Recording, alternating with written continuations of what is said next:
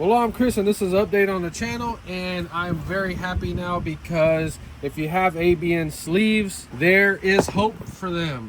So these were two GT12s ABN sleeves. I have some more engines here we're going to look at, and I was kind of bummed out because Ray A Racing rejected them. So this guy is a professional. He does this stuff all the time. I don't know how many he does a week or a day, but whenever you do your thing, you can't play games working on junk. I'm the same way. Somebody brings me a car and it's all in pieces, I'm not freaking touching it. I don't care what anybody says. And I texted him and I said, man, if I send you those two Kyoshes back, can you just resize them anyway? I said, they're personal engines. They're not for a customer. I don't care. I just want to see what I can get out of it, if anything. And he just texted me right back. He goes, yeah, he goes, just make a big note on there. So let's kind of really look at why he rejected these. See right there how that brass is showing through. That means the liner is worn out, or the nickel plating has been burned off or worn off. So that's why he rejected this one. You can't really play games. I mean, where do you draw the line with this kind of stuff? So that's why he's like, leave a note. So I'm gonna put these in bigger bags. Bad, but please light resize. I'm gonna put a big letters on the bag, and when I send him these bad ones like this, I'm only going to send him a batch of bad ones. So you can see the nickel plating is all busted off, and so it just goes in there like little freaking knives. But the liner's not worn through on this one, but he rejected it for the scratches. And I apologize if you can't see them. You can barely see them. Okay, there you go. Look, there's two of them right there. Come on, where's the other one? Right, yeah. Okay, anyway, I don't know, there's three in there. So like I said, make a big note. Okay, so where's another bad one I have? I have this DTX 18.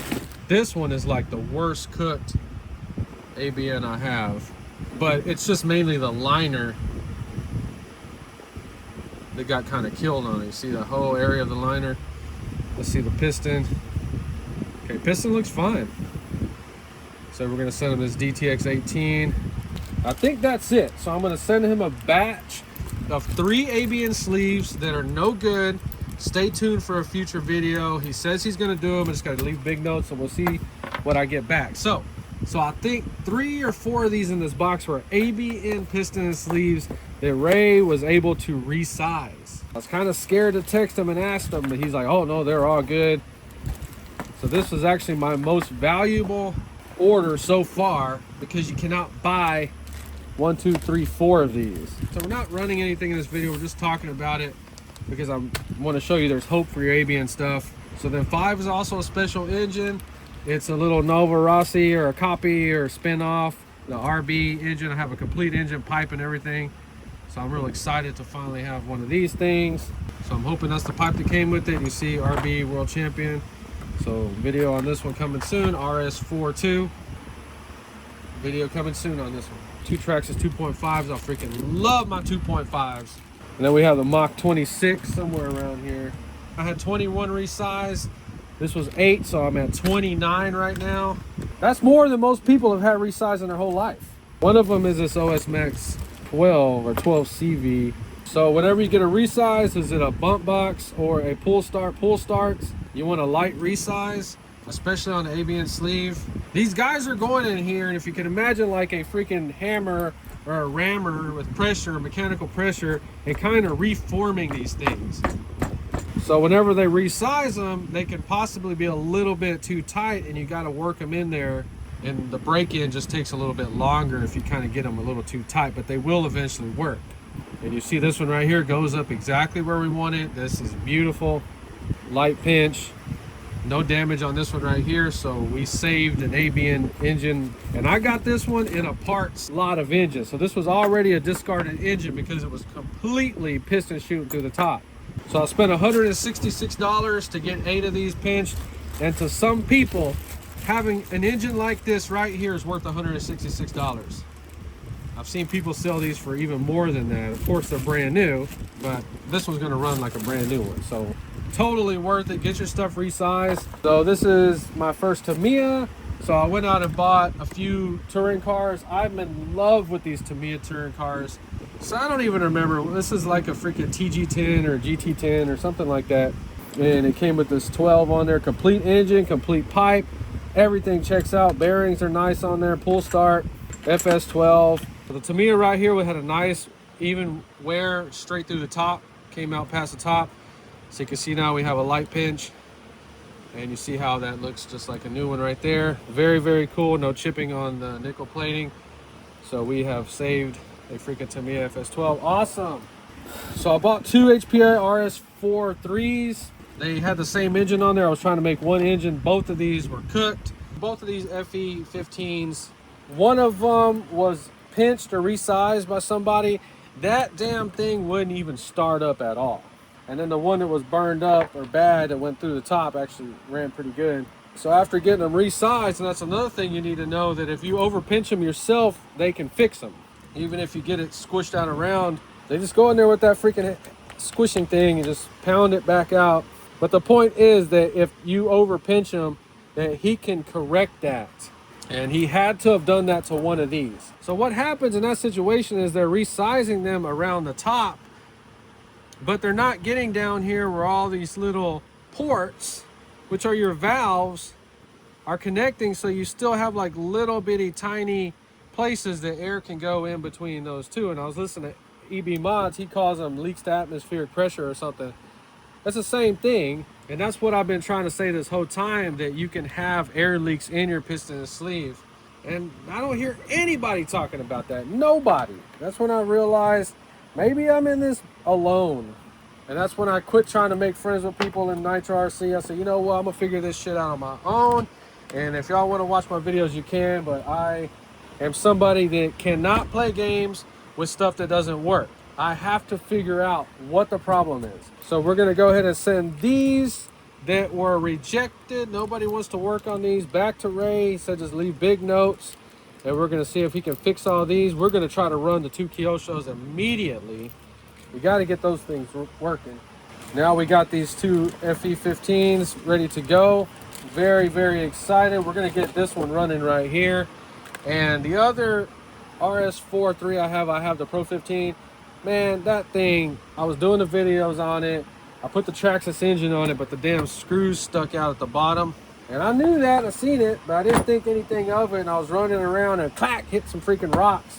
And I seen the damn thing spin out. I just kept running because the engine was starting to run real good, and I stripped the spur gear. So if you do not know, you cannot play games with the RS43 spur gear. This thing cost me $30 freaking dollars. And I was looking at this one right here. This one is semi-stripped too. So that's why we're gonna go ahead and try to put the correct engines back in them. And then I'm gonna talk to you about why these engines suck. These things are restricted. And we're gonna do a video of trying to open this up, which is mainly just gonna be changing that carburetor out, changing this pipe. So what we're gonna have is we're gonna build one that's restricted in stock, and then we're gonna have the other one on the other RS43 that we're gonna play around with and show you what you need to do to yours if you don't already know. But mainly that carburetor, and I hope the pipe isn't restrictive, but I know the carburetor is 100%. The video's coming on that, RS43s. Then in the electric to nitro conversion, that was not a bullshit video. I really did build this, and this is the body it has on it. And this one's staying like this. So this was my TTO2. I have a red chassis that I'm gonna use for my electrics. This was a thought out build. This wasn't just some piece of junk. And that's a brand new 2.5 piston and sleeve that I had resized. This thing is too fast. We might have to take this off. It's just a freaking rocket. Why is it stuck? Oh yeah, So the damn spring on the clutch came off and it locked everything up. So if your car ever locks up like that, you want to go in there and check your little bell crank or clutch bell. I don't know why I always call it a bell crank. It's because on real cars you have a bell housing, so that's why I do that. But anyway, yeah, this thing I've been breaking it in, and just as soon as I was kind of running around on the table a little bit, the little clutch spring broke, so everything's locked up in it. But yeah, this thing right here, let's make sure it's not on freaking top dead center. Damn, I didn't even check that. Yeah, I did. No, it's not locked up. It should be good. But yeah, 2.5 on there. We had to put that engine on there because of the way the exhaust is. Yeah, everything works on this one, but I gotta take the whole damn engine back apart. Oh yeah, the only thing that this thing was doing wrong, and it was real funny because I saw it on the Nitro Pimp video, which is so weird because he has a brake like that on his little hot rod.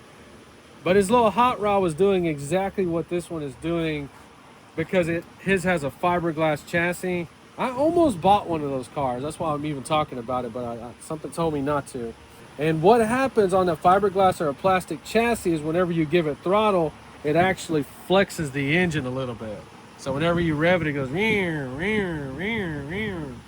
So that's the only stupid thing about this. So I'm going to have to, it's probably going to come off of the exhaust is to make a brace right there to hold the engine. I mean, you could do it several different ways, but just something to hold the engine straight so it doesn't do that. So I'm just talking about that because that was the only stupid thing that happened to it. And we might have to go back and change these out right here. And you can do that with a tool. They sell that at Home Depot, a little woodworking bevel tool, and make those screws embedded, because on my RS43, when I was breaking it in, as soon as I started leaning it out, I hit one of those screws on this concrete lip, and I heard it hit. It just slid it out of control. Like I said, I kept running it, started hauling ass. All of a sudden, it was losing power because the engine had cocked over just enough to just rip the teeth right off the damn spur gear. It cost me $30 freaking. But letting you know, all these projects that I make, these are not bullshit. I'm not sitting here smoking a crack and then coming up here making some fake ass video. These are real projects. The reason I made this is because all my TTO2 electric bodies, like this one right here, can go on this thing. And we are going to cut this one out just like a real car. Slice those out a little bit. Maybe slice 2 little holes right there for airflow. And that's why we use this Volkswagen, because look, it's got the center exhaust right there. So we're going to notch that out. Other project that we're going to work on is, this is one of my depressing Revos. So my entire collection, I only have about 2 or 3 RC cars that look like this.